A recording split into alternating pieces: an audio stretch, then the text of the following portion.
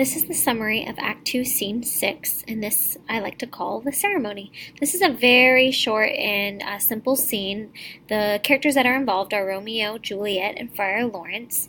Basically, this scene starts with Romeo and Friar waiting at the beginning of the altar, waiting for Juliet, Romeo's bride, to come down the aisle, and Friar gives some advice to Romeo, and it's really good advice, basically to love moderately, to be smart with his love, to not love just with passion, but with commitment.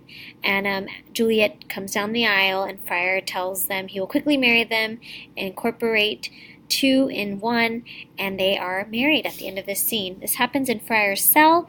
The reason why this can be an important scene is basically Friar's advice, pretty much his warning to Romeo. He tries to slow Romeo down, to not be impulsive, because as we all know, that is his flaw throughout the play. So read Act 2, Scene 6 and enjoy.